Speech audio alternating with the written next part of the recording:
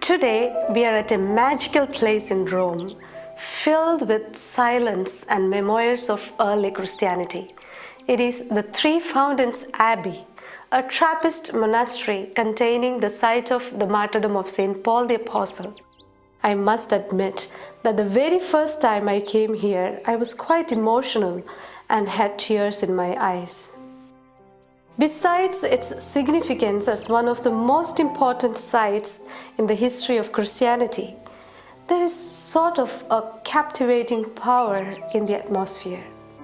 Walking through the beautiful avenue, we see a statue of Saint Benedict with an inscription on the base reminding the visitors that they are entering an area of peace and prayer.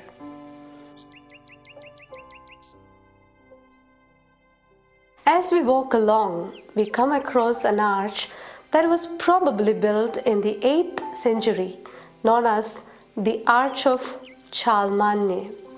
The arch leads us to the site of 3 ancient churches. On the right we see the Church of Santa Maria Scala Coeli, Saint Mary of the Stairway to Heaven, built in the 16th century. According to the monastery chronicles, there was a chapel at the site of the church dedicated to Saint Zeno and companions, martyred by Emperor Diocletian. According to the traditions, Saint Bernard had a vision while saying Mass for the dead here in the presence of Pope Innocent II. He saw angels accompanying souls from purgatory up a ladder to heaven as a result of the grace of the sacrament, and thus came the new name Santa Maria Scala Coeli.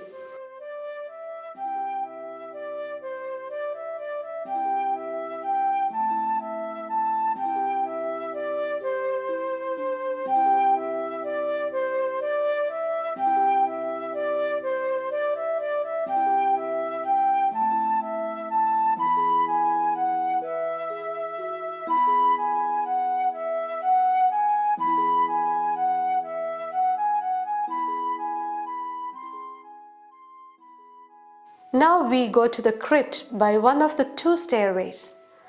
By tradition, the crypt was said to be a temporary prison where St. Paul was held before the execution.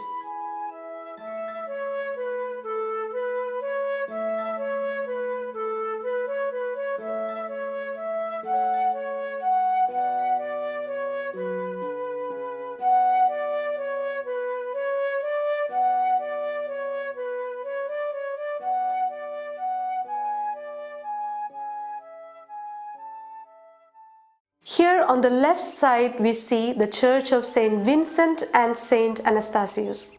This is the oldest of the 3 churches, built in 626 by the order of Pope Honorius, beautiful for its simplicity and antiquity.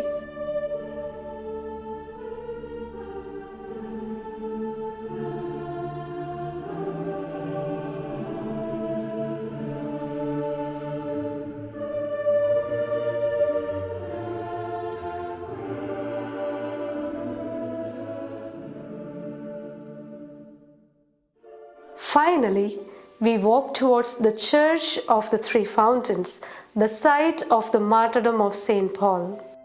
We can see the preserved stones from the ancient Roman road, like those on the Via Appia and the church at the end of the path.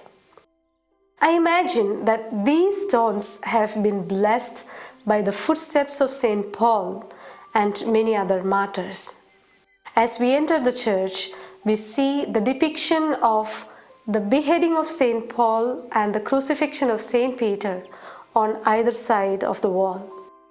St. Paul came to Rome in 64 AD to have his case heard by Rome because he was a Roman citizen. Around 67 AD, Paul was executed under the rule of Nero. When he was beheaded, his head struck the ground and bounced for 3 times, and 3 fountains sprang up from the spots. What we see is one of the 3 fountains covered with marble. The other two are close to each other but on different ground levels, referring to the slope of the site. For many years, water from these fountains had been distributed to the visitors, but due to pollution, it was stopped in 1950.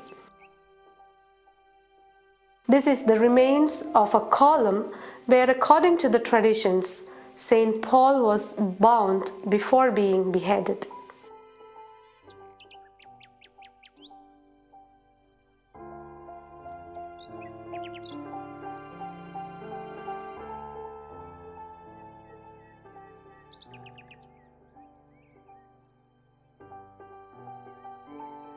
Amid numerous magnificent churches and significant artifacts in and around Rome, this site may not be artistically a masterpiece, but surely a place of refuge for the soul with its silence and simplicity.